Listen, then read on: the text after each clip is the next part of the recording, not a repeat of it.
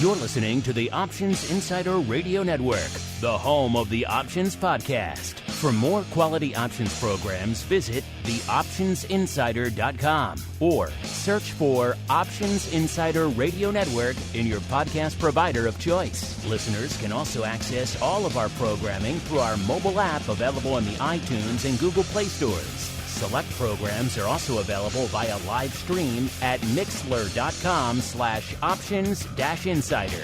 That's mixlr.com/options-insider. Don't forget to follow along with your favorite programs and submit your own questions for the hosts at twitter.com/options, stocktwits.com/options, facebook.com/theoptionsinsider, or via questions at theoptionsinsider.com.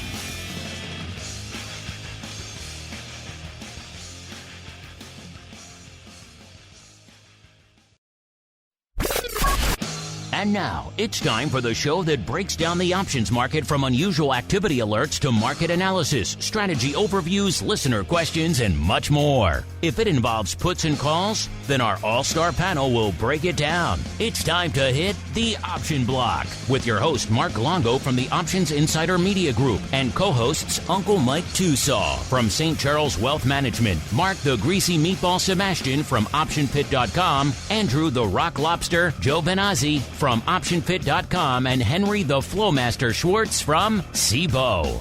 The Option Block is brought to you by SIBO. SIBO's suite of S&P 500 index options, SPX and mini S&P 500 XSP options, allows traders to speculate on the direction of the market, generate income, and hedge for downside protection of their portfolio of stocks. No matter what kind of trader you are, there's plenty of useful information to take the guesswork out of creating your portfolio strategy and to help you make more educated moves in the market. Visit www.sibo.com/SPX today to learn more.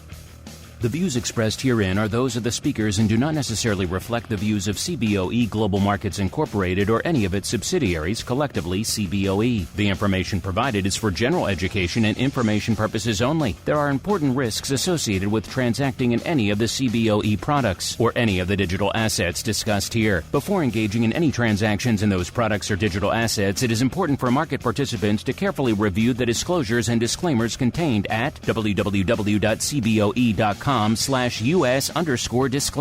These products and digital assets are complex and are suitable only for sophisticated market participants. These products involve the risk of loss, which can be substantial and, depending on the type of product, can exceed the amount of money deposited in establishing the position. Market participants should put at risk only funds they can afford to lose without affecting their lifestyle. And now, get ready to hit the Option Block. All right, everybody. That music means we are back once again for the Thursday edition of everyone's favorite bi-weekly options extravaganza, known around the globe as the Option Block. My name, of course, Mark Longo from TheOptionsinsider.com. Hope all of you are out there having a great trading week out there. A lot of fun stuff to sink our teeth into here on the network. Hope you've been enjoying the stuff coming at you already. Of course, the Monday episode of the old OB Crypto Rundown. After that, some fun stuff going on in the world of crypto. Great pro Q&A with our buddy Mr. Rich Excel. Does a lot of great stuff on all the asset classes, really, not just futures options, but equity options, crypto. Who knew we were so big into crypto? All sorts of fun, great pro Q&A there. Yesterday, of course, great options boot camp with our friends over there in Tasty Land. And then, of course, today, the beginning of our doubleheader today. First with the old OB, then later on a little bit of TWIFO this week in futures options. So a lot of fun on the docket. Of course, if you're not listening to the full network, you're missing out on all that. So first off, wherever you're getting this, upgrade to the full network. B, if you like what you hear, this or anything else we do, throw a couple stars, a like, a comment, whatever your platform lets you do. All of that in aggregate does help people continue to discover all of the content out there. And then, of course, if you want to discover more content in your lives, you want to go join us, let's say for the pro Q&A session we had yesterday. You want to join us after Vol Views for Options Oddities tomorrow, or get access to the live, or, man, we're coming up. Tomorrow's the first. Be giving away yet another. We just shipped one out yesterday. We got more coming out. Man, you guys are going to clean me out here. If you want to be the one of the ones cleaning me out, theoptionsinsider.com/pro. I'm just kidding. We have a lot of stuff in the old vault to give away. Theoptionsinsider.com/pro. The place to go to get your name in the hat. 1 day left for your name in the hat for the November Pro Trading Crate. Trust me, you want a piece of this action. As we go around the horn, let's see who wants the action on the show today. First, let's go out to the quiet, the sleepy, the tranquil hamlet known as St. Charles, where we are joined once again by the uncleist of Mike's, Mr. Uncle Mike Tusaw. Mr. Uncle Mike, sir, how goes your Thursday? Always happy to be here. I mean, how can my Thursday possibly be bad? We're on the option block. My thoughts exactly. Let's find out how it can be bad, though, because let's now dial the needle all the way to the dark and stormy shores of Maine, where he's always grumpy. He is, of course, the Rock Lobster. He'll find something to be mad about. Mr. Rock Lobster, a.k.a. Andrew Giovinazzi from OptionPit.com. Even though he might have a bit of a smiley face today, given the way certain things are playing out in the marketplace, Mr. Rock Lobster. How goes it? The market, I guess, we're just going to say, is treating me well right now. We're being well treated by the market. But yeah, it's sunny but cold here in Maine. But you know, I don't know if we're going to talk about a certain oat milk company, but it is looking better, and apparently it's making our listeners happy, fading the grumpiness. Apparently, that's a new trading tactic. Our listeners all got in on the Oatly train. They're all laughing all the way to the bank right now as well, of course. So we'll get into all that fun probably a little bit today, and we get into that a lot, regaling all of our trades and everything else over there in the land of the oddities. So head on over to the Pro if you're not part of that fun. You're missing out. It is a lot of fun. And of course, joining us from who knows, is he dialing in from SIBO East? Perhaps upstate New York, perhaps Toronto, perhaps from a phone booth near you. Let's find out. He is the Flowmaster, a.k.a. Mr. Henry Schwartz from the SIBO. Mr. Flowmaster, welcome back to the show. Are there still phone booths in your neck of the woods? I haven't seen one in quite some time. Ooh, I haven't seen a phone booth in a while, but I am in the New York office for SIBO Global Markets. Right, I can see if I bend my neck and stand up, I can see the Statue of Liberty out our window. So, and it's a crisp, cold day here. Maybe not as cold as up north, but chilly. At least it's not covered in smoke and fog like it was this summer. So at least you can see the statue. That's something.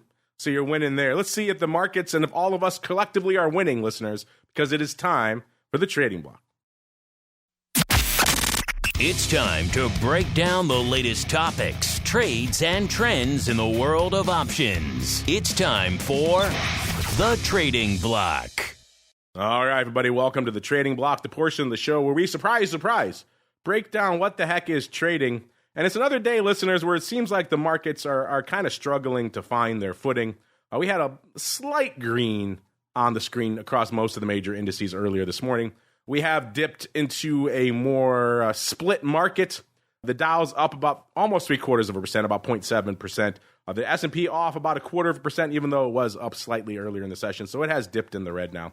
And the NASDAQ off about 0.8%. So again, it kind of depends where you hang your hat out there in these markets, exactly what kind of day you are having. Let's throw up our old friends, small caps as well. Small caps also bucking the trend. Again, kind of what they do these days. They're up almost 0.25%, about 0.21% right now. So small caps and Dow in the green, NASDAQ pretty firmly in the red, S&P still struggling to make up its mind where it kind of wants to go today. And we're seeing similar developments out there from our friends on the vol space. VIX was at about almost a 13.5 not too long ago. Coming into right now, it's about 13.20. That still puts it up almost a half a point, about 0.45 to be precise, from where it was on the Monday show. But again, moving away from that dreaded 12 handle, so the hairs on the back of my neck can calm down a little bit. If we break back into it later today, then they go right back up. But we shall see. VVIX, the vol itself, at about a 90. So getting a little bit frothier again, up about 5 points from where we were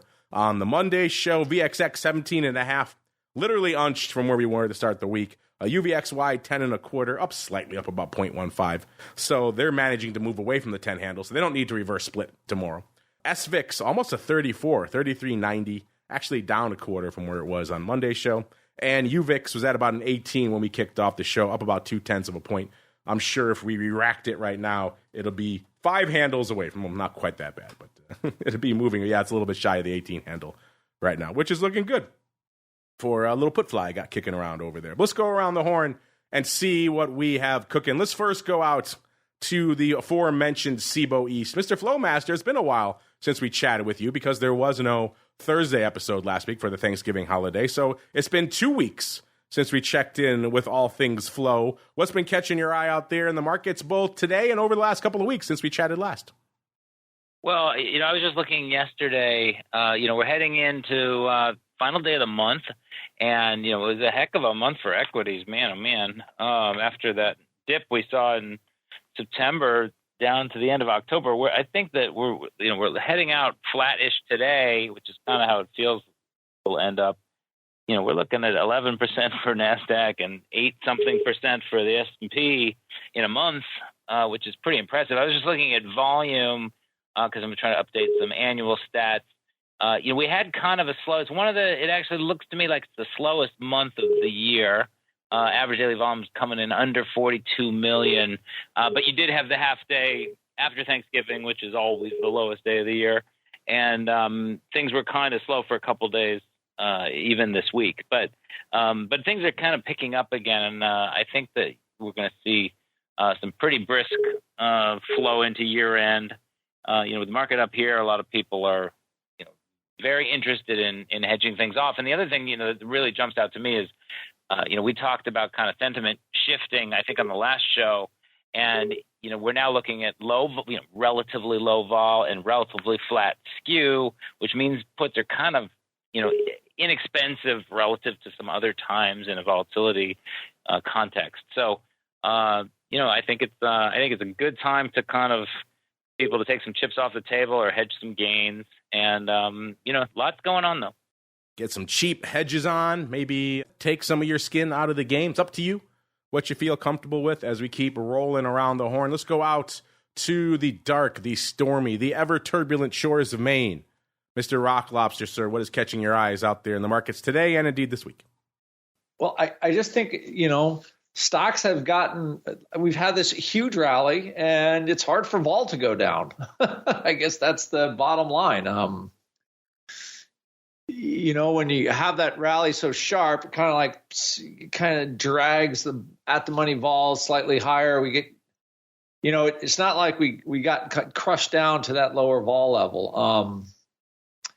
And right now, I think we're looking for a catalyst higher. I mean, how far can the Q stocks drag us? We need something else to pull us, basically. So, it wouldn't surprise me to also see a little bit of rebalancing, like, okay, buy some cheap oils, maybe some banks, maybe some IWM, and maybe sell some of the Magnificent Seven. So you get kind of that sort of sideways action, and that definitely dumps the Q, keeps like a little tepid bid for vol, but people are sort of buying other stuff because Dow's up today 1%. What is that, Humana or 3M or something, one of those bigger number stocks in there. But that makes, it makes the kind of the market go nowhere fast, which is kind of what it feels like right now. Nowhere fast, indeed. Nothing ever moves fast in the hinterlands of Chicago. People take it slow. They take it easy, even on a day like today when the markets are kind of mixed. Mr. Uncle Mike, sir, what's catching your eye as you're taking it easy out there in the hinterlands? Like the Eagles song says, take it easy. I think they're doing their final farewell tour or something like that, coming to Chicago in the spring, from what I heard. Most of them dead at this point? I'm sorry, you cut out. What was that? Aren't most of the Eagles past tense at this point? Not sure, but I think the ones that are left are thinking they're going to be past tense in the near future, so they want to milk the touring cash cow last time. Cash in that tour money while you can. No doubt. Yeah, I think right now, with where we are in the S&P 500, it's going to be tough for it to make a run. In my opinion, I think it's going to be tough to continue to make a major run from here just because of the huge November with which we had. We're down at the 4,100 level. We make a run at the 4,600 level all over the course of November. And we are near the highs of the year from late July, early August. And so that's going to be difficult to break through. Not saying it can't be done, but that will be difficult. And so what I'm thinking here, me being the bull with which I am, maybe we can go sideways for a while, build up a little bit of a base in this market, and then make a run at the 4,800 level that we put in at the beginning of 2022 to see if we can take out some of those highs. The exciting world of bonds, they actually are pulling back a little bit today.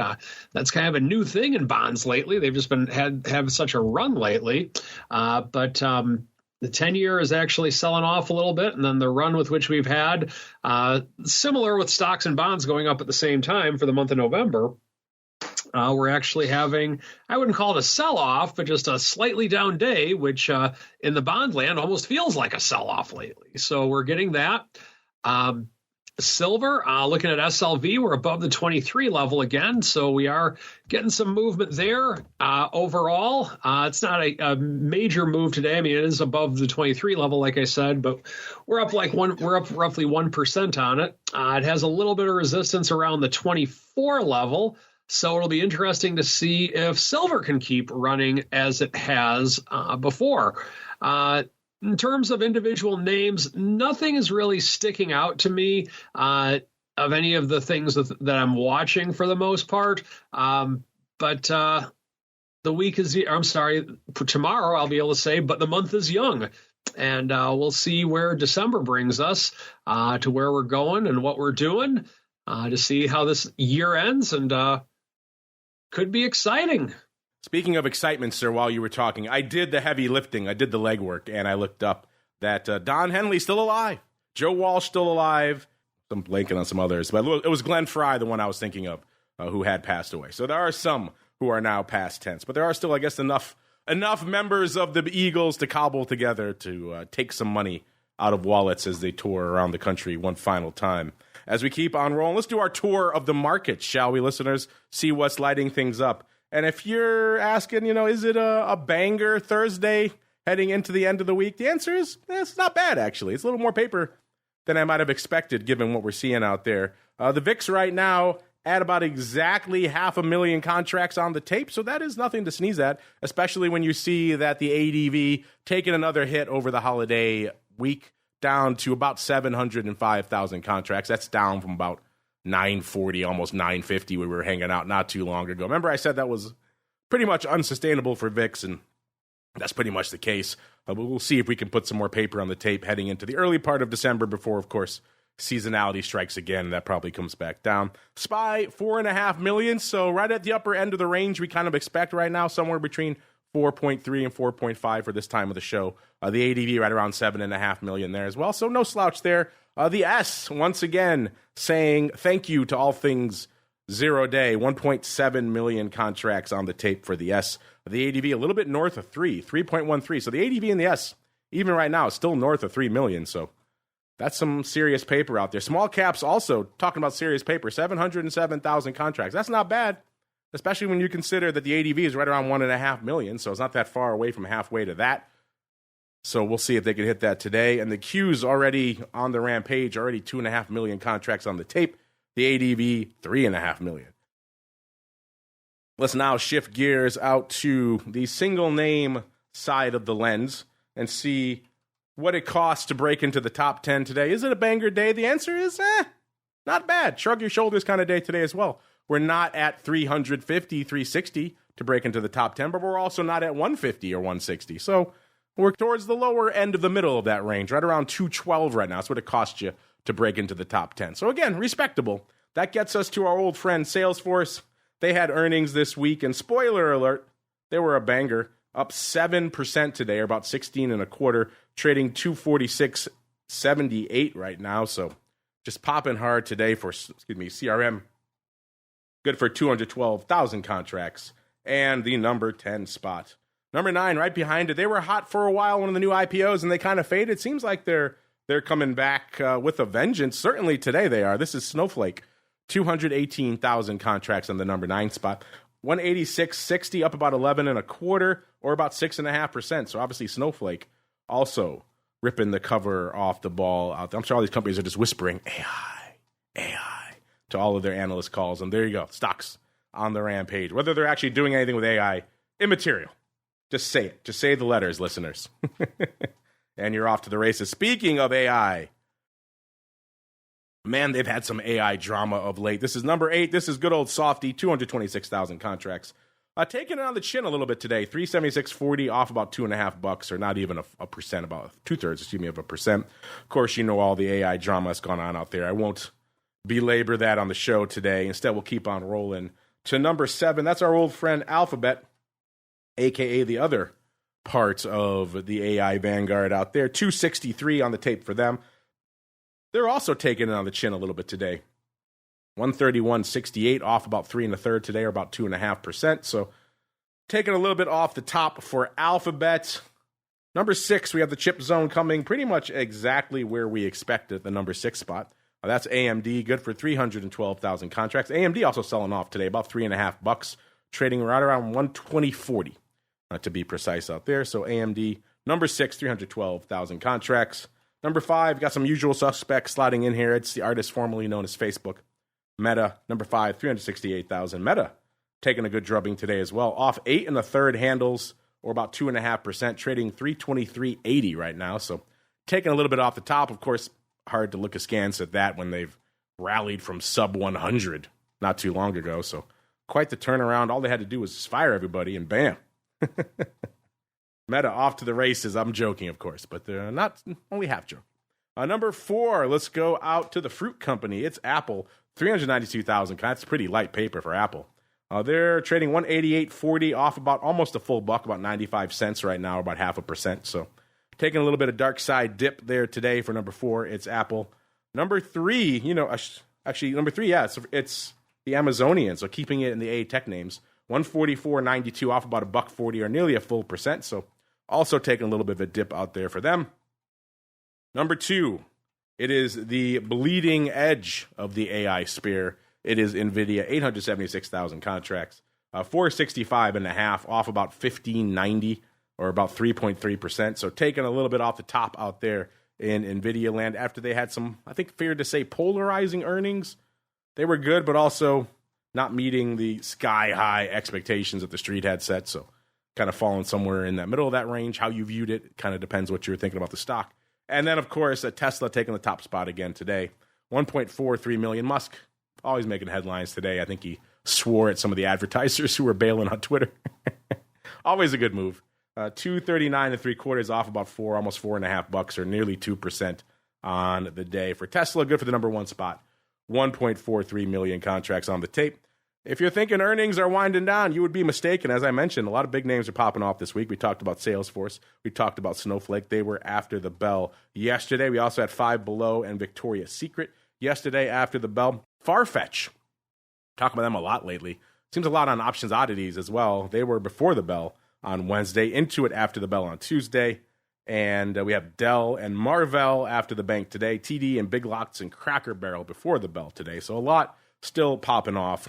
And luckily for you, we have some hot off the presses because we like you folks. Earnings move results, and earnings season reports. Let's go to Salesforce. I kind of just broke them down for you.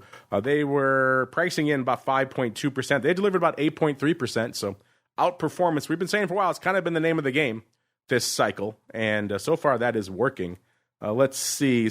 Snowflake, for as much as they were moving, they priced in 8.2%, and they had delivered, as of the time of this report, of course, 5.5%. Of course, if you wait a little bit, they've moved about 6.5% now. So still underperforming that fairly juicy straddle, but not quite as badly. Five Below, they were pricing in 6.7%, and they delivered 1.9%. So a little bit of underperformance there as well. And Five Below is actually only off about 0.5% now. So Five Below is looking kind of unched.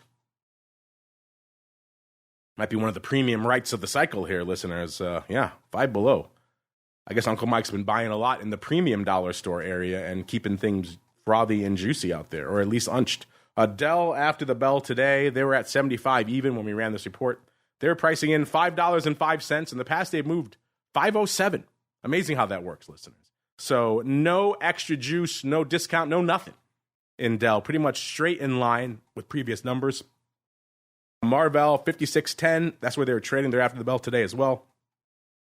4.08 is what they were pricing in. 4.96 is what they've moved in the past. So a discount there as well.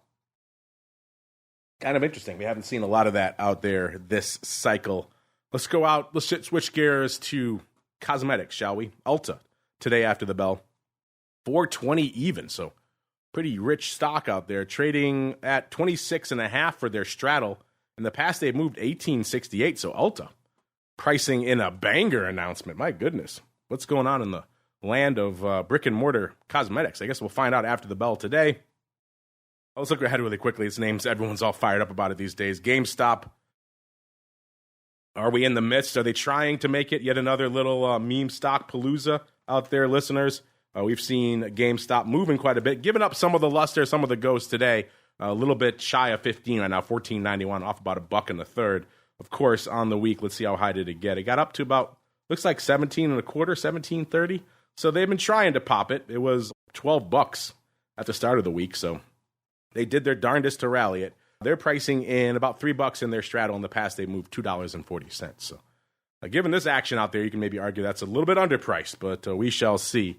And right now, the season listeners hanging out at about 111%. So coming in a little bit, it was 113 on the show on Monday, with 743 names reporting. If you want an in-depth dive into all this data, we had our buddy Matt on the Advisors Options show on Tuesday. That has now hit the network, so you can check it out on the on-demand side as well. As we keep on rolling, listeners, it is time to get weird. It is time to get wild. It is time for the Odd Block.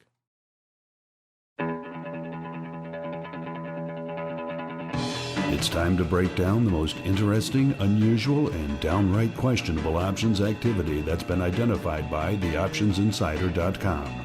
It's time for the Odd Block.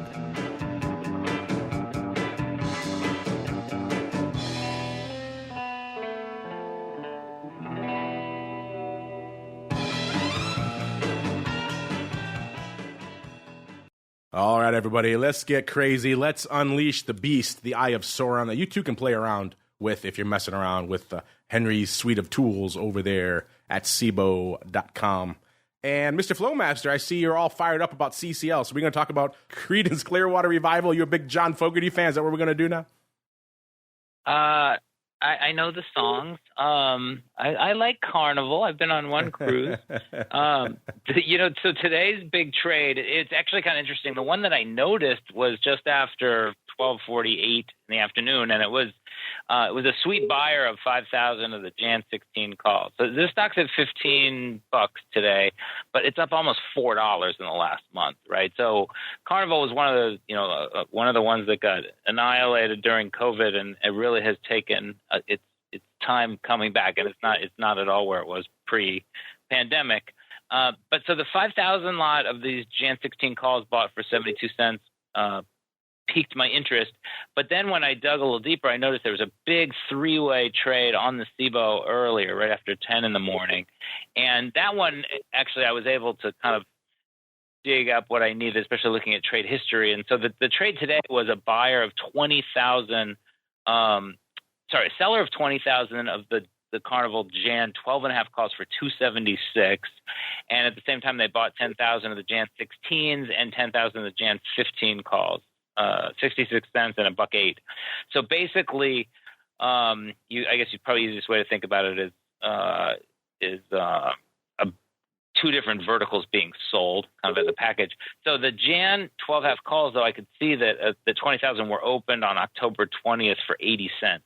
And today's sale is closing. I can see it in the open close data. And, so that's a big winner. And then, the 15 and the 16 calls, I had a tough time figuring out really when they got in. It looks like they probably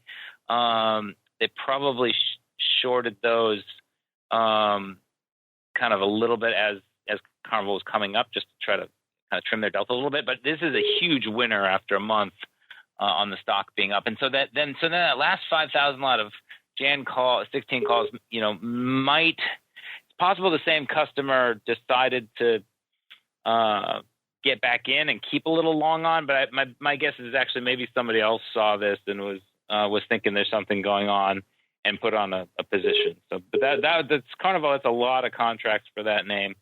I actually think the stock still got some room to continue to climb. Well, clearly this person is as well, because they're not bailing. They're just getting up to a higher strike, taking some of their profits and putting the rest back to work on the 16s and indeed the 15s. So got some funky splits there. By the way, listeners, you can tell that Henry eats his own dog food because those little beeps and blips you hear behind him are the sounds of Trade Alert cranking away, doing the work. So you can tell he's crunching the data hot and fresh for you here. No stale data here on the show. It's all hot and fresh right here on the show today. I recognize those beeps and boops, Mr. Flowmaster. I've heard them once or twice in my day. Looking here at Carnival, I was just crunching some of the numbers as well while you were talking.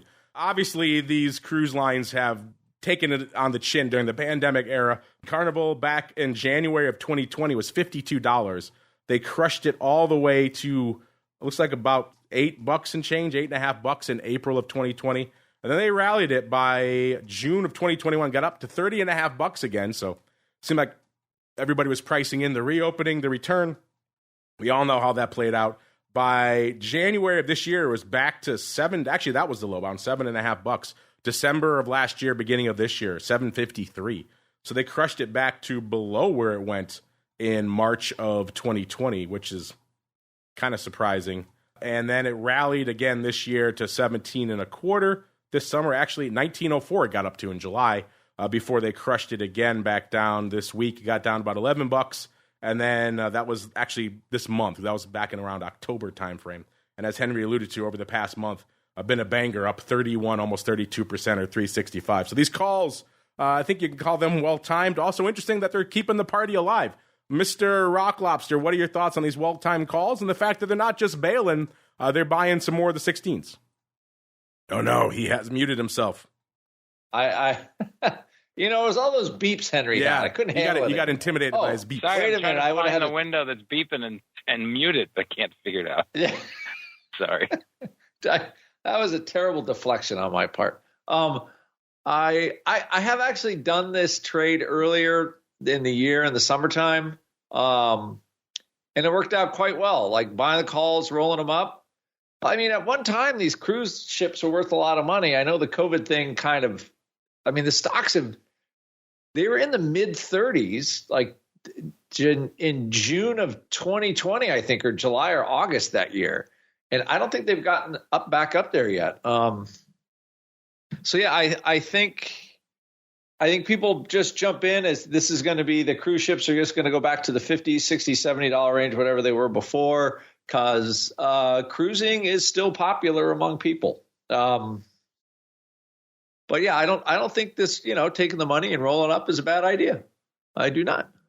The Rock Lobster, he's piggybacking. He's buying some of those 16s and 15s as well, listeners. So we'll find out how those work out a little bit later in the week. As we keep on rolling to another name that's caught the Flowmaster's attention this week, let's go out to ARRY Technologies, ticker symbol ARRY, ARRY. This is a solar name, listeners, trading $15.34, up about 43 cents or nearly 3% today. So nice little pop for them today. Let's see. On the year, a year ago, they were trading nearly $21. So it's been a rough year. They're off almost 27% or about $5.60. It's like their high came right around 26 2/3. That was actually relatively late in the year. That was in September they hit that. September 14th they hit that high. So they managed to rally about $5 and change through September. And then since then, it's kind of just been a drubbing. They actually crushed it back in November from about 18.25 down to 13.75 overnight. It looks like a bad announcement on that front. Really, really, really cleaned their clock. They've been struggling to dig out. They got as low as 13.34 in that period. They've since managed to claw their way back about $2. They're trading 15.35. Again, a lot of that coming today, nearly half a buck pop today. So interesting little run. Mr. Flowmaster, what did your eye spot out there in ARRY Technologies today? So, yeah, I'm looking right now as I still can't figure out how to silence the beeping because I have we have the production version of Trailer running, and then I also get to play with a couple of development versions, which is where the good stuff is. It's right. It just provides ambiance for the segment, sir. Okay, good. So in ARRY, what caught my eye was just the fact that the option volume is 4 times normal, and it's almost all calls, 19,000 calls against 400 puts.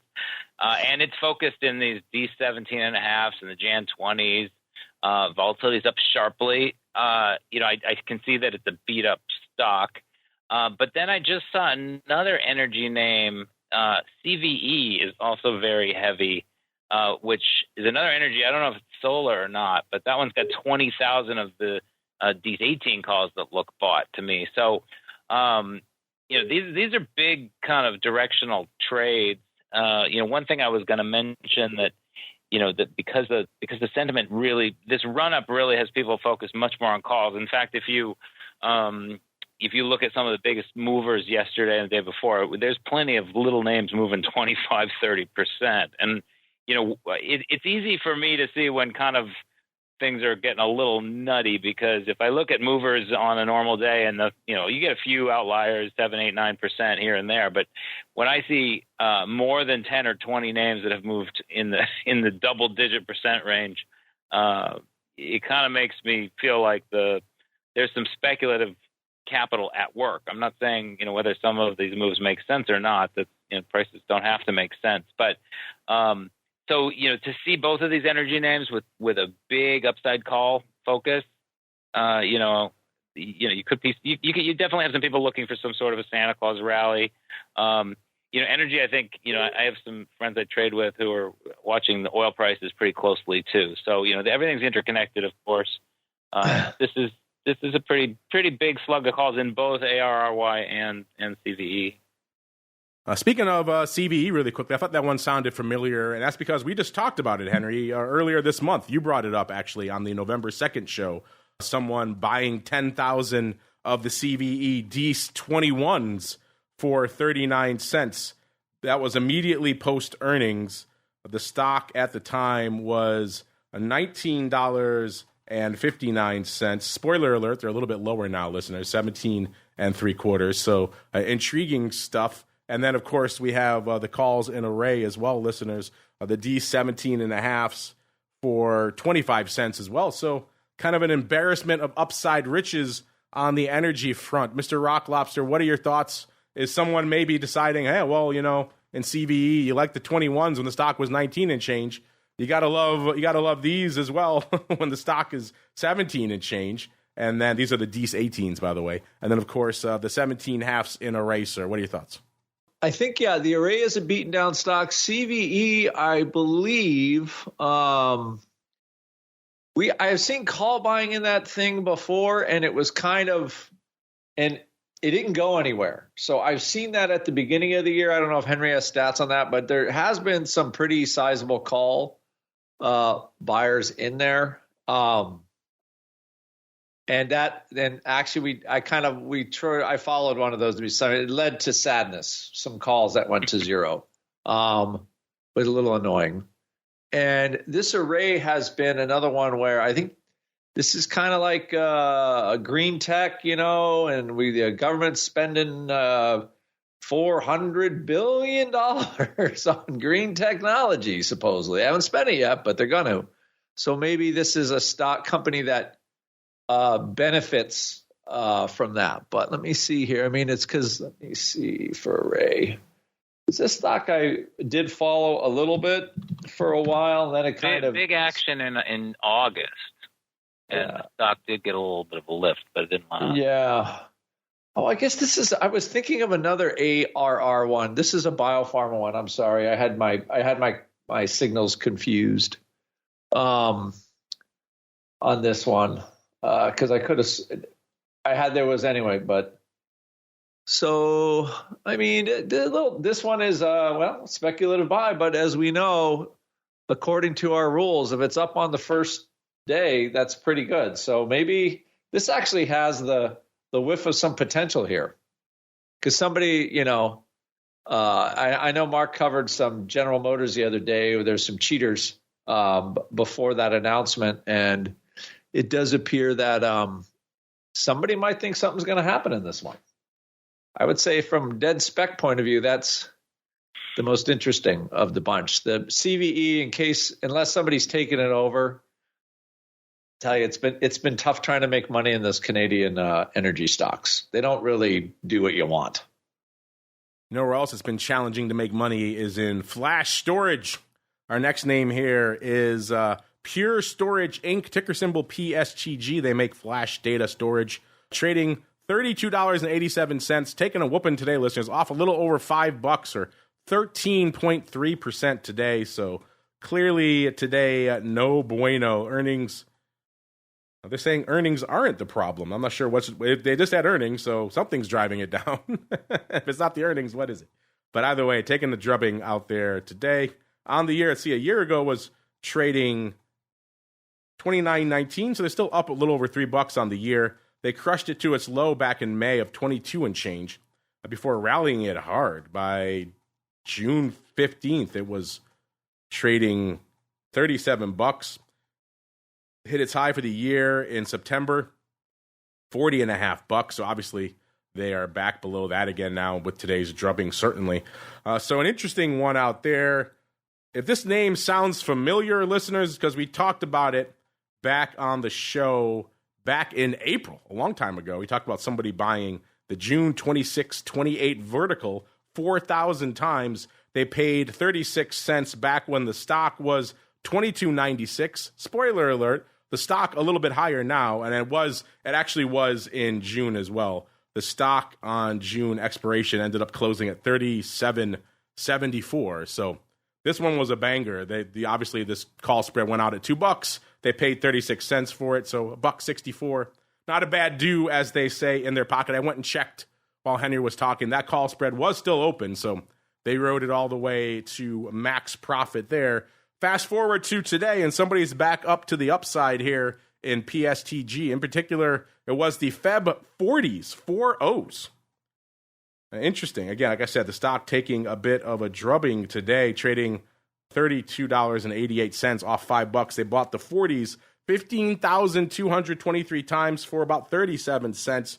They had to go through the offer to get this done. It is a 32 vol. Like I mentioned, there were earnings, I think, last night or this morning, so this is a post-earnings play. The stock was right about here when they did it, 33.09. So there are earnings. Actually, no, I take it back. The earnings are in February, but February 28th, so they're not going to fall within the expiration cycle of these options. So, Mr. Flowmaster, we've seen some upside swings for the fences before in PSTG. They worked out. It's like somebody coming back again, this time for size on the Feb 40s. What do you think, sir? Yeah, I looked at the headlines. Their earnings were okay, but they did warn about something this seems to be why the stock is down so hard.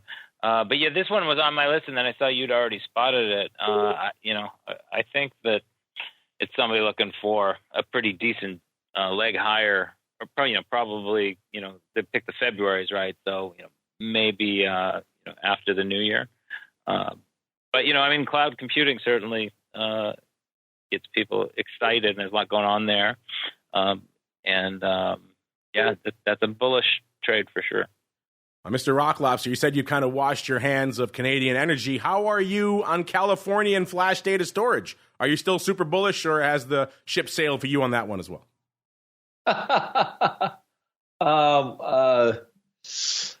I'm just looking at this one. It's sort of it has all of the feel of catch a falling knife type of trade. So I think the stock fell apart, and they're jumping in, it looks like, to buy these calls, and it's not looking very good. I'm beeping and binging too. I'm got another trade close. Another winner. Woohoo! Chicken dinner. Everybody's beeping and binging today. Yes, there's a lot of beep. I guess we'll call this show beep ba bing ba ba. But I'm just, again, it's not my favorite play to just stock is down a bunch and then you just go in and buy the calls where the stock used to be 4 months out, just because I'd rather buy the 34s and sell the 40s and pay $1.20 for the spread. I just I guess it could happen, but I like the ARRY sneaky trade a lot better than this one. Mr. Rock Lobster not feeling it. Let's see what you folks are feeling, listeners. A little bit of the old mail block. It's time to take your seat on the All-Star panel as we read your emails, tweets, Facebook messages, website comments, and much more. It's time for the Mail Block. All right, buddy, welcome to the Mail Block. Got some folks chatting it up here. And looks like Nichols wants to know, didn't I make markets in Intel? Yes, I did. I did make markets back towards the tail end of my run on the SIBO in the glory days. I had to sleep over for a spot in that pit. I actually attached myself to the broker's par terminal. I was right there at the heart of the action. Heady time. It sounds absolutely insane to say that out loud now that I slept over in the cold atrium of the SIBO on the, no, I actually got the one bench. I was savvy. Everybody else was on the floor. But back then, it made a heck of a lot of sense. The days when people were throwing fists to get spots in Dell and everything else that was being newly listed over there on the floor of the SIBO. Speaking of Dell, Age in our chat says, I used to watch Dell earnings back in the 1990s when I was in college, along with Intel religiously. How times have changed. Yeah, Dell, I mean, are they private? Are they not private? Are they going private again? Are they coming back? That's the only saga that goes on with Dell these days. How many times is Michael Dell going to take them private or go public again? And you're right. Intel, we were joking just on the show last couple of weeks. Intel's starting to make itself felt again, but it's been a while since we've really dived deeply into Intel. So maybe those times are changing. You know, Microsoft manages to persist, so they were certainly a stalwart of those days. Speaking of what you folks are thinking, let's go out to some of our questions of the week. Well, last week, obviously a shortened holiday week, no Flowmaster. We were all very sad last week. So our question of the week, we had some fun. We said, hey, shortened holiday week, let's have some fun. Looks like everyone's buying crypto in anticipation of the new spot ETF coming this year. But we'll put it up to you quite simply. Will the new spot Bitcoin ETF be approved this year? Yes or no, no funny third option. And the yeses took it ever so slightly, 56% with no 44%. You yes folks who voted yes, clock's ticking. They're probably not going to approve a new ETF December 28th. So if it's going to happen, it's probably got to happen in the next couple of weeks before they take their seasonal hiatus second half of December down in D.C. So interesting. I don't know if I see it happening this year, but hey, who am I to second guess our audience out there? Speaking of our audience, this week, a little bit more salient question out there. Not really an options one, more of a kind of 10,000-foot macro question. A lot of people have been debating this Fed target of CPI. I've heard a lot of discussion about this lately, which is something we haven't really heard a lot before. Seems like 2% was kind of just baked into the bedrock of modern economic thought. And now people are starting to question that. So we thought we'd put it to you. We said, is it time for the Fed to revisit its 2% inflation target? Yes, it's too high, so it should be below 2%. Yes, it's too low. You want it to be jacked up. Or no, it's just right, the Goldilocks one. You know, I think of Goldilocks, I think of Uncle Mike. He's a guy who's always happy. Things are just right to him. Mr. Uncle Mike, sir, I won't even ask you about our Bitcoin ETF poll because I know that's painful to you. But instead, sir, what are your thoughts on the Fed's 2% inflation target? Is it too high, too low, or just right? And then where do you think our audience is falling? Like we were talking about the other day, I think it's about the right level. Typically, the number that I like to use is 2.5%, 3% whenever I'm doing financial planning for clients over the long haul, of course. I mean, sometimes it's going to be more, sometimes it's going to be less. But I think that's a good target. We can live reasonably with, if you just think about it, if you're literally paying 2% more next year than what you're paying this year for your groceries and just things that you buy, that's reasonable. The problem is that 2% across the board doesn't always happen the way with which they say it is, or it's going to, or it could happen. But I think on paper it's good, but they have a long way to go to get there. You think our audience is on the just right tip as well? I would say, yeah.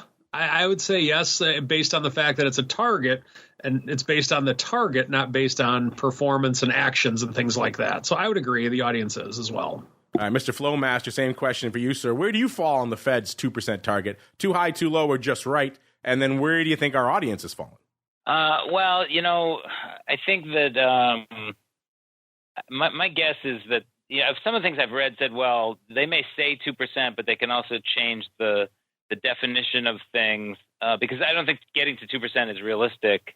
And, you know, what we're all surviving, you know, with inflation much, much higher. I think they may change it to be, you know, one of these more vague ranges, you know, between 2 and 3%, where they can claim they're not really changing their strategy, but they're, you know, adjusting the definition to more of what reality dictates.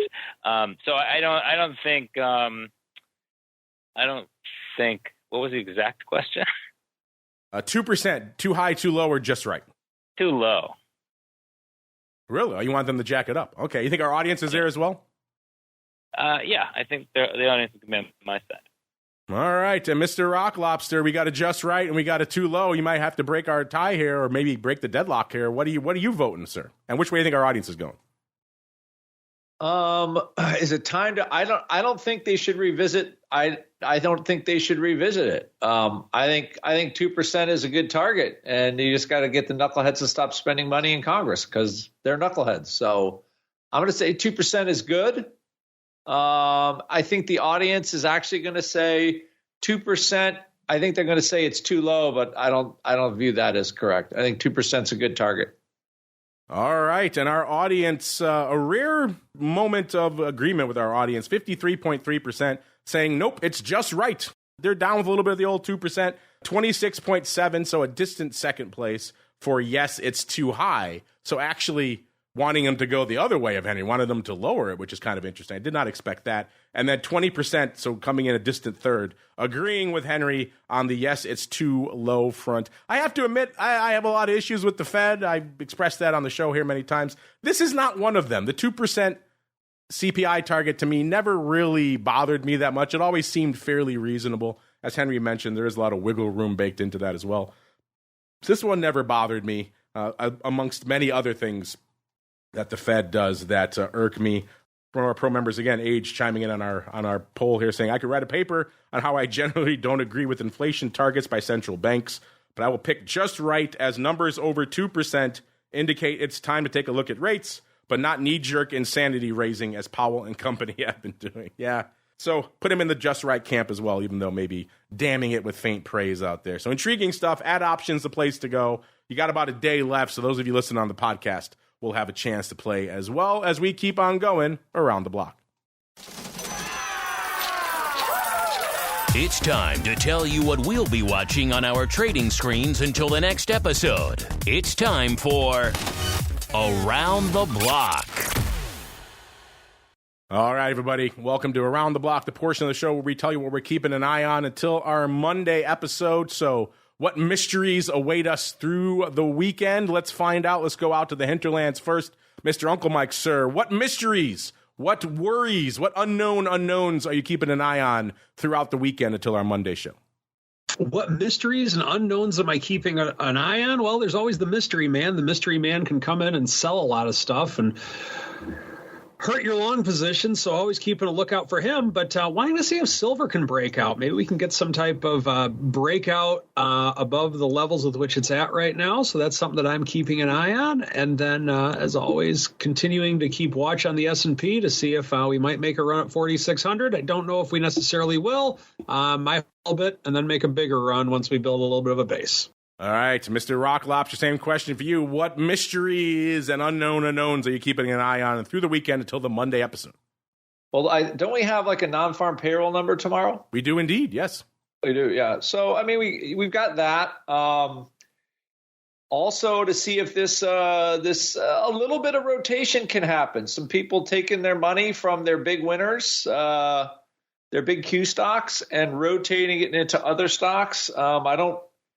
It doesn't look likely that that's going to happen, but it could. It could happen, and that's kind of it. And if we get any kind of movement out of VIX, I'm sitting on a couple of VIX calls that are unchanged. So, as much as VIX cash might be going up a little bit, it's really not moving the needle in the futures very much. So, that is a problem. You are a glutton for problem, punishment. But it means that there's not that bid for vol it's there, but it's not aggressive. We'll say that. How many times have you gone to die now on that VIX upside? You love those upside parts of your. You're doing strangles again, I'm assuming.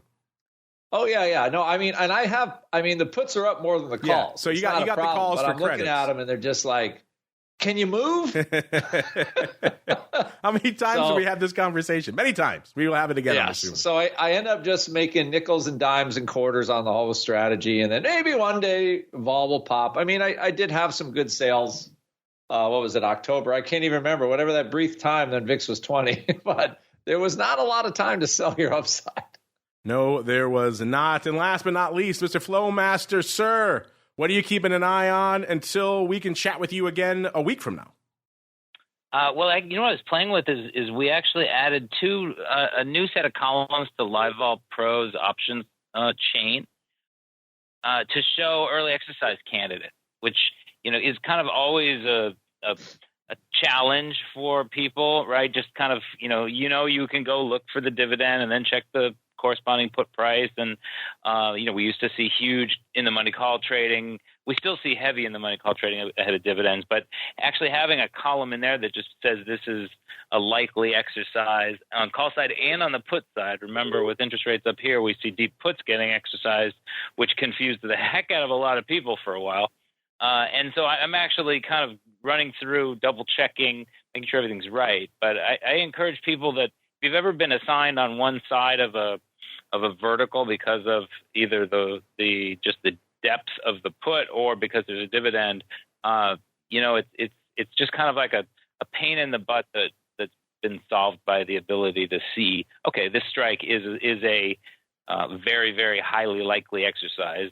You can never say they're 100% going to get exercised, but so I encourage people to play around with that in LiveVol or get a trial if you've never played around with it. All right, listeners, and that music means we're done playing around for this episode. But for all of you out there who are always hitting us up, hey, is this a div candidate? Is this a div play? Is this paper out here to maybe capture a dividend? Maybe you want to check out some of what Henry's putting down there, some technology to help you spot those so they don't confuse you and you're not saying, wait a minute, I want to piggyback on this paper. That's not really paper. It's just a div play at the end of the day. Unfortunately, like I said, the music means we are done for today. But don't worry. Actually, we're done for the show, not done for today. Back again in a little bit with our old friend, Miss Carly Garner, to join me on This Week in Futures Options to break down all the action out there in the world of futures options. What's going to make it on the tape? Is it going to be, who knows, metals, rates, crypto, ags, FX, equities? Got to tune in to find out, listeners. That'll be coming up in a little bit. If you're listening live, stay tuned. We'll pump some fun stuff in there. Back in about 30 minutes with Miss Carly for TWIFO. Back again tomorrow, noon Central, 1 p.m. Eastern for vol views. Then, of course, after that for Options Oddities. Again, exclusively for you pro folks. And let's go around the horn and see what everyone else has in store for you. Let's start with the Uncleest of Mikes. Mr. Uncle Mike, sir. If folks want more Uncle Mike goodness in their trading, where should they go? What should they do? Feel free to follow me on Twitter at Mike2Saw, TOSAW, or check out my website. Make an appointment to talk to me, stcharleswealth.com. Make an appointment. He's not nearly as scary as he sounds here on the show. He's quite the pleasant fellow. stcharleswealth.com, the place to go. Mr. Rock Lobster, he is as scary as he sounds on the show. But maybe you want to talk to him anyway. Mr. Rock Lobster, if they want to talk to you, where should they go? What should they do? Come to optionpit.com. We're all back here. I moved my weekly profit cycles over. And everything's going along well. So optionpit.com if you want to put your learning on. Put that learning on. Our friend, the Flowmaster, will, of course, be joined by him again next week. You know where to go. CBOE.com, the place to go to kick the tires and light the fires out there and see what they're working on. Not just Trade Alert, but he mentioned LiveVol, a lot of other great offerings over there. If you folks haven't been playing around with them, you are missing out. CBOE.com/RMA, which is Risk and Market Analytics. That's Henry's division. That's all the stuff. That's not just Trade Alert. That's LiveVol. That's FT Option. Everything they've acquired over the years in the analytics front, all in one tab. CBOE.com/RMA, the place to go. Back again in less than 30 minutes now for TWIFO. Back again tomorrow, noon Central, 1 p.m. Eastern for vol views. And then after that, exclusively for you pro folks, for Options Oddities. And then back again on Monday, another episode of the Option Block. Stay safe out there, everybody. The Option Block is brought to you by SIBO. SIBO's suite of S&P 500 index options, SPX and mini S&P 500 XSP options, allows traders to speculate on the direction of the market, generate income, and hedge for downside protection of their portfolio of stocks. No matter what kind of trader you are, there's plenty of useful information to take the guesswork out of creating your portfolio strategy and to help you make more educated moves in the market. Visit www.sibo.com/SPX today to learn more. The views expressed herein are those of the speakers and do not necessarily reflect the views of CBOE Global Markets Incorporated or any of its subsidiaries, collectively CBOE. The information provided is for general education and information purposes only. There are important risks associated with transacting in any of the CBOE products or any of the digital assets discussed here. Before engaging in any transactions in those products or digital assets, it is important for market participants to carefully review the disclosures and disclaimers contained at www.cboe.com/US_disclaimers. These products and digital assets are complex and are suitable only for sophisticated market participants. These products involve the risk of loss, which can be substantial and, depending on the type of product, can exceed the amount of money deposited in establishing the position. Market participants should put at risk only funds they can afford to lose without affecting their lifestyle. You're listening to the Options Insider Radio Network, the home of the Options Podcast. For more quality options programs, visit theoptionsinsider.com or search for Options Insider Radio Network in your podcast provider of choice. Listeners can also access all of our programming through our mobile app available in the iTunes and Google Play stores. Select programs are also available via live stream at mixlr.com/options-insider.